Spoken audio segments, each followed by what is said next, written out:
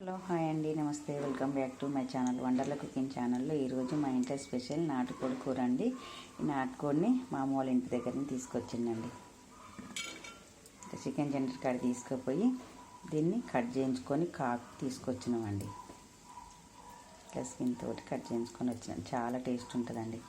ఇందులో ఒక స్పూన్ పసుపు, ఒక స్పూన్ అల్లం వెల్లిగడ్డ పేస్టు, ఒక స్పూన్ ఉప్పు. ఇప్పుడు కొంచెం వేసుకోవాలి, తర్వాత ఉడికిన తర్వాత దించే ముందు కొంచెం వేయాలండి ఉప్పు. ఒక 2 స్పూన్ల కారం.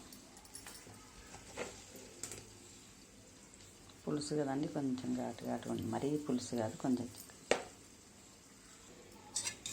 ఒక స్పూన్ నూనె వేసుకోవాలండి. ఇలా ముక్కకు ఉప్పు కారం మంచిగా పడుతుంది. ఇట్లా కొంచెం నూనె వేసుకుంటే ఇదంతా మంచిగా కలుపుకోవాలి.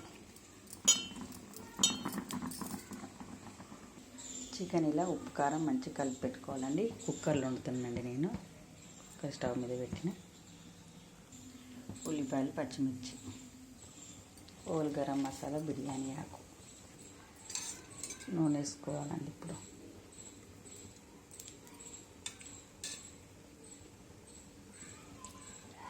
రెండు స్పూన్లు వేసుకుని పచ్చిమిర్చిలో కొంచెం ఉప్పు, పసుపు వేసి పెట్టిందండి. పోపు వేసేటప్పుడు కొంచెం నూనె చిటపట అనుకుంటుంటాం కోసం.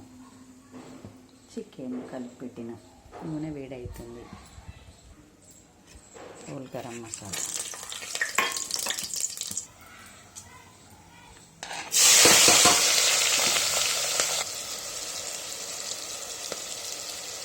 ఇలా ఉల్లిపాయలు మగ్గిన తర్వాత చికెన్ వేసుకోవాలండి.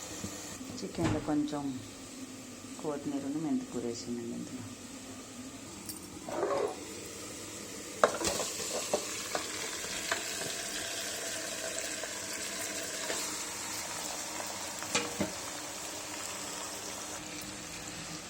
మంచిగా కలుపుకోవాలండి. కలుపుకొని మూత పెట్టుకోవాలి. చికెన్ చూడండి, ఇట్లా మంచిగా కలుపుకోవాలి. ఇట్లా కొంచెం ఆయిల్ పైకి వచ్చేదాకా ఉడికియాలి నూనెలో. చికెన్ మంచిగా దగ్గరికి నూనెలో ఉడికిన తర్వాత ఇప్పుడు వాటర్ పోయాలండి.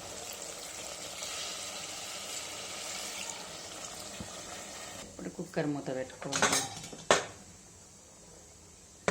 4 విజిల్ వచ్చేదాకా ఉంచాలి, కొంచెం ముదురుతుంది కాబట్టి. కుక్కర్ 4 విజిల్ వచ్చిన తర్వాత బంద్ చేసుకున్నాను. నాటుకోడి పులుసు కుక్కర్ విజిల్ తీసినాక మళ్ళీ 5 నిమిషాలు అట్లా పెట్టాలి. పెడితే మంచిగా ఉంటుంది. నీరు ఎక్కువ ఉందనుకోండి, కొంచెం తక్కువ ఉందనుకోండి బంద్ చేసుకోవాలి. హోమ్మేడ్ గరం మసాలా వేసుకోవాలి.